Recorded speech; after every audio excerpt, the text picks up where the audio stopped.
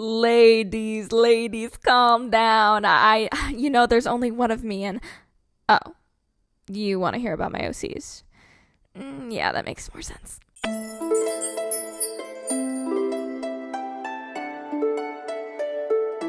Hello, everybody. If you don't know me, my name is Lee, and today I am going to talk about my OCs. This has been highly requested, and honestly, I just wanted to do this too, so you're gonna get it whether you wanted it or not. But first, before we get into the good stuff, I am going to give you a brief history on the concept of OCs, or also known as original characters. No one can accurately trace the existence of OCs to an original source. Trust me, I've looked. The term OC is more of a term or internet slang for a character that you've made, whether it be from a show you like or a completely original universe. You could argue that any fictional piece of media, even from 2,000 years ago, contains OCs. That's right, the Epic of Gilgamesh, Pride and Prejudice, and The Hobbit all have OCs. So you can see how finding the first original character could be challenging. However, in more recent years, OCs have become a very sensational part of the art community. Now, not every artist has OCs, but a large part do. I do. I love them. There are endless possibilities for OCs. Superheroes, zombies, and even animals are common subjects for original characters. A large part of the attraction for OCs is the fact that they can be anything. And when you're an artist, you've got a creative spirit, so the possibilities are indeed endless. So, now that we got that mini history lesson done, let's move on to my OCs. If you've ever seen some of my recent videos, you've probably seen these two goobers somewhere. This is Kaito and Ayaka. But before I start though, quick PSA. Everything is subject to change. Don't get super attached to these concepts, as I seem to change Starbound almost on the daily. Starbound is what I call it, by the way. So, I had to just get that out of the way. Don't get attached, okay? Okay. Now, let me set the scene for you. The world my OCs are set in is called Starbound, a fantastical world full of normal people, mages, and magical beings. There is a magical hierarchy in this world, starting at the bottom with illusion magic, commonly used civilian magic, so it's not very great. And then next up is elemental, which is basically like Avatar, so like water, earth, fire, air, and mostly are used by forest watchers who help with nature and tame nature and that stuff. The next is enhancement magic, and it's only used by talented guards to enhance weapons or armor or anything that's used for combat. The next type is arcane magic, used by low mages, and I think I'm gonna have them be able to float things or enhance themselves. I'm not really sure yet on arcane. The next is soul magic, also ranked number 3, and it is used by mid-ranked mages. I'm trying to have it something with the soul, obviously, so maybe they can change memories or they can make you feel things. I don't really know yet.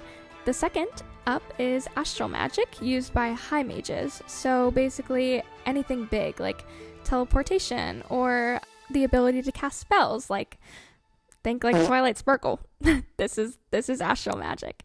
And the first and most powerful magic is celestial magic, held by keepers. Celestial magic is basically the power to bend reality at will. It is crazy cracked, I will say. I made it really, really a lot. And you may be wondering, dear viewer, Lee, what are keepers? Well, I'm so glad you asked, but before I explain that whole thing, I need to explain how this world even works.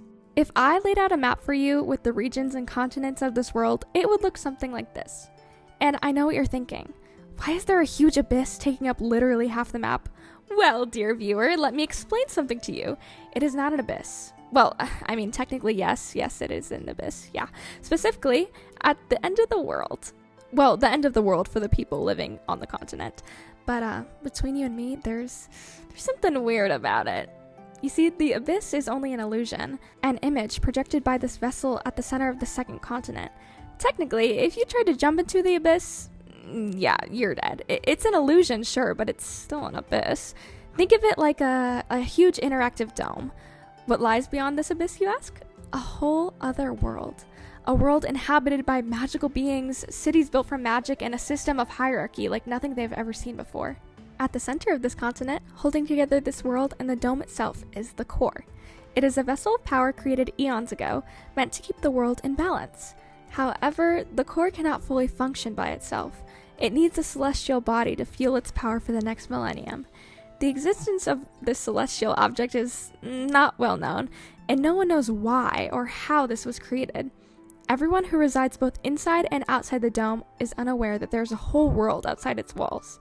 However, the core cannot just exist by itself. It's missing something, and no one knows what.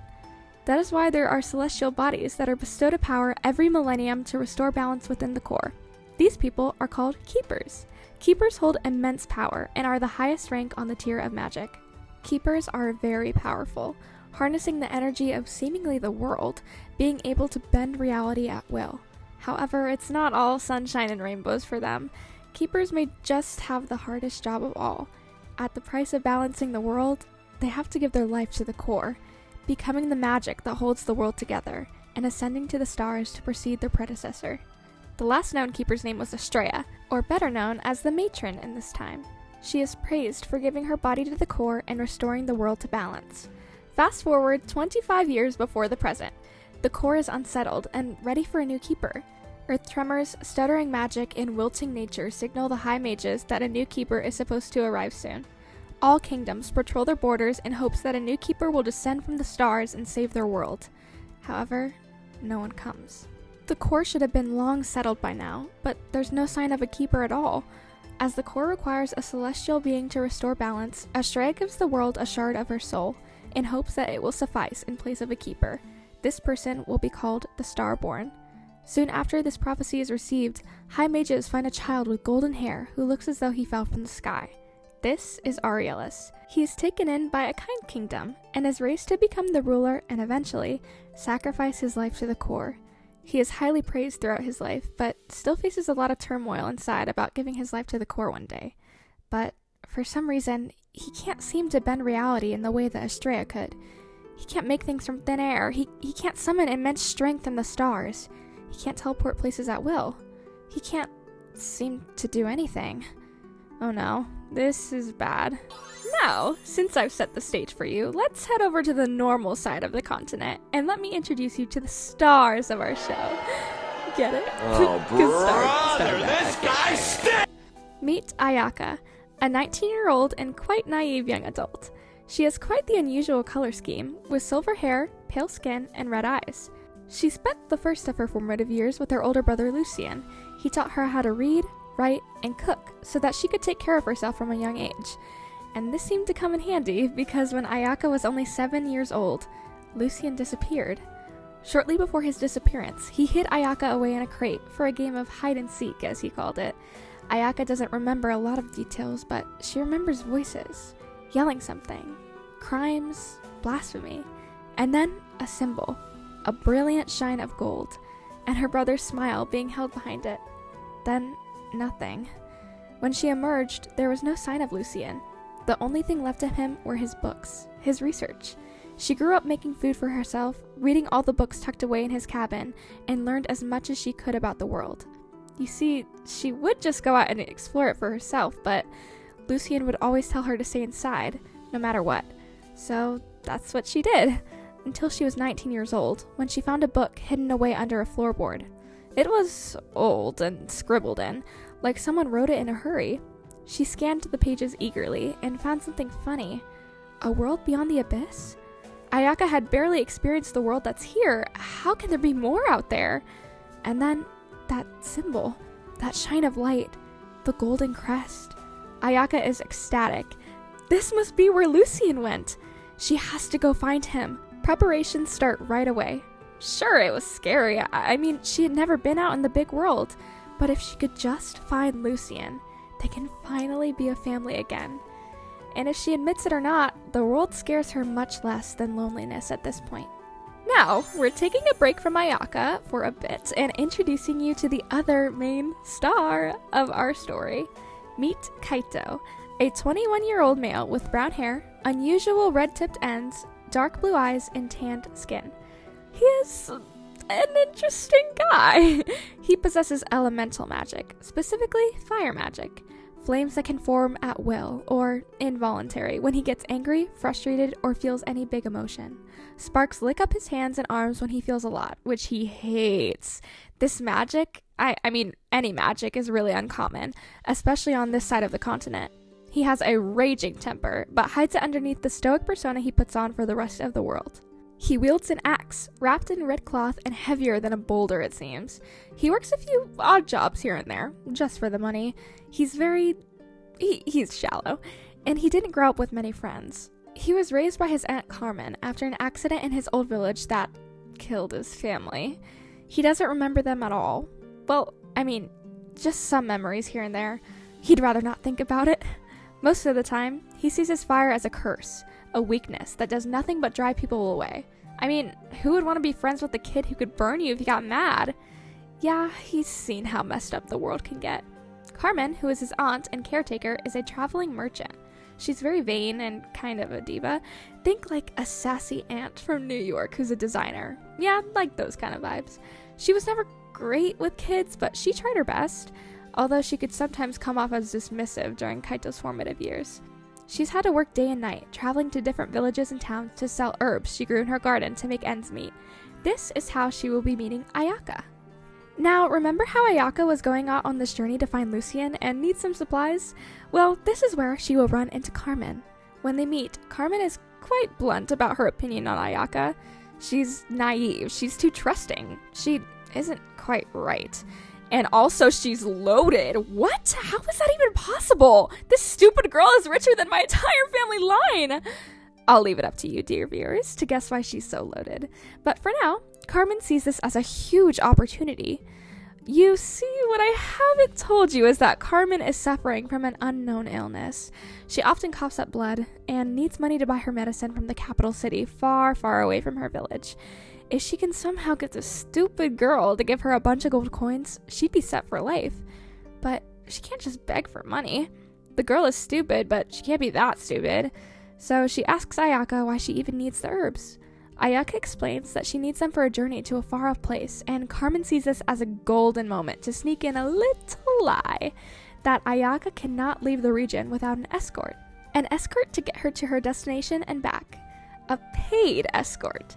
Ayaka, of course, takes this hook, line, and sinker. I mean, can you blame her? She just got out here. She doesn't know what a lie is. So she panics a little bit. Where is she gonna find an escort? What even is an escort? Are they mean? Will they just drag her to the destination? Lots of questions. Oh, but Carmen has a great suggestion. She herself can't volunteer for this job, but she just so happens to have a very available nephew for the job instead. Cue in Kaito again. Since he's been working so many odd jobs, they don't pay really well, and he keeps losing them from his temper, accidentally burning goods or losing his mind on other workers. He's not really built for the life of a worker. So, Carmen forces him just to get this escort job done. It pays really well. Kaito, who hasn't wandered off far from his village and is definitely flat out broke, hesitantly agrees. He thinks he's gonna escort a pompous noble or someone paranoid because, yeah, you don't need an escort to go places. That's a little overkill. But to his surprise, he doesn't see a noble or a paranoid elder. He sees a girl who looks about his age. Why would she need an escort? He is thoroughly confused, but is also swiftly persuaded when she brings out her sack of gold for him, which is way too much payment for a simple escorting job, by the way. Although Kaito does have morals, he's just a guy, a broke one too, so he doesn't tell her about the criminal overpay for his services. He just goes along with it. Now they're partners for the long haul. Kaito does not know exactly where he's escorting her to. He's especially confused why she wants to go to the chasm anyways. The chasm is another word for the abyss. But you know what? Fine. For the money, it's fine. During their travels, it's rough. With Kaito's bad temper and Ayaka's unrelenting curiosity, they bump heads a lot. For example, Ayaka trips a lot. Like, a lot. Kaito could catch her like a good escort would do, but he calls her an idiot and keeps walking. Wow, so noble. Ayaka, although very new to the world, can tell that he does not have a good attitude. He wants her to hurry up a lot, and when she wants to explore and get sidetracked, Kaito is dying inside. He hates people, especially annoying ones. Poor guy. And it's even worse because Ayaka is apparently non-magical. Magic is uncommon in this continent, so it's not a shock by any means, but it's definitely a hassle to keep her safe. And it seems that the closer they get to the chasm, the more magical creatures there are. Kaito, despite his awful personality, is actually a very good fighter. Between his axe and his flames, he's quite the force to be reckoned with. The first time they face a force, Ayaka is taken by surprise. She was not fully aware of Kaito's power. When he would get irritated and sparks would crackle at his palms or up his arms, she would just assume it was the trick of the light. When she finally sees his power, she's not scared or taken aback. She's in awe. She's never seen anything more beautiful in her life, it seems. She's like a moth to flame. Literally. She would not stop asking him about it, begging him to do it again, climbing all over him just to see his flames. Kaito is surprised, to say the least. The thing that has kept him secluded from others his whole life, the thing he hates most about himself, is being praised? Like it's good? This man is confused, I will say that. This girl is acting like she's never seen any elemental magic. Water, air, and earth magic is about 10 times as prettier and safer than fire magic, so why is she making such a big deal about it? Nonetheless, their dynamic becomes a little less strained. Since Ayaka has found a new sense of curiosity about Kaito, she does not wander off nearly as much, which in turn makes Kaito stress out a little less about where she's run off to. They're by no means friends, but they become at least a little closer through his power. Kaito got used quickly to her mindless rambling, about nature mostly, and although he hates to admit it, it's changed how he sees things a bit. He takes more time to notice details, and by now they've fallen into a routine. They wake up, travel, talk through the day, and camp out. Rinse and repeat. Ayaka has been taking a liking to Kaito's personality, even if it sucks, but she admires his bluntness and apprehension to the world. It makes it easier to understand him. Kaito would never admit this, but having someone to talk to isn't so bad either. It makes his previous life seem kind of lonely now. Now if she trips, he still insults her, but he'll help her up. The small development of their friendship, I love them so much. I love it. I love it. I love them. Their relationship is very much like German Shepherd and Pomeranian. The girl who knows nothing about the real world and the guy who hates her. Okay, no, I'm just joking. That's a joke. That's a joke he doesn't hear. But, you know, he's actually pretty sappy on the inside. If she ever wandered off for a long period of time, his thoughts might get a little loud. Just because there's nothing to fill anymore. No weird questions or stupid remarks. And Ayaka has grown quite fond of the protection. Being powerless does have its downsides. Now, for a few months, things stay like that.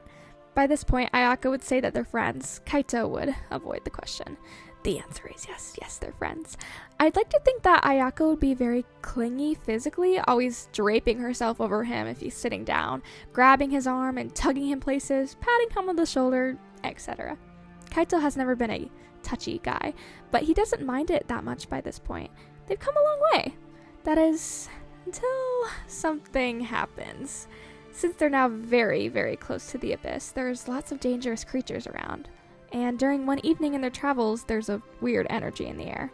A buzz of magic throughout the forest. Kaito pushes Ayaka behind him, taking out his axe and lighting up both flames. It seemingly out of nowhere, a huge creature attacks from the side, taking Kaito off guard. It slashes his side, throwing him off balance and into a tree. He's bleeding and he can't find his footing. He's almost blinded by pain, seeing stars from the pain of the wound and the headache he's got by being thrashed around. He can't protect Ayaka. He can barely protect himself. This is it. He failed as an escort. He can't deliver her safely to her destination, and they're both gonna die here. Just as this creature is preparing to strike him again, it stops. It freezes. Then it starts to slowly shift into dust, like it never even existed. No corpse, no blood, just nothing. Kaito looks up and sees Ayaka standing there, panting with her hand held out. Her eyes and hands glow faintly of an unnatural white. Did she do this? What the? Ayaka tries to get closer. Kaito scoots back. What are you? She doesn't quite know how to explain that. No mage in this continent could ever be powerful enough to just make something not exist anymore. Kaito feels something he hasn't felt for a long time. Fear. Of her. This is the girl he's escorting, right? The girl who explores the world like it's brand new, who gets way too close to him, the girl who isn't afraid of his flames? And that's where I'll leave it off for today. If you stuck around to hear about my children, thank you so much. I seriously love them and their story, and it pains me how much I had to leave out for this video. Trust me, there is so much more I want to share, but only if you guys want it. But let me know in the comments if you do, your thoughts, and tell me about your OCs too. I'd love to hear their stories. So thank you so much for watching. Bye!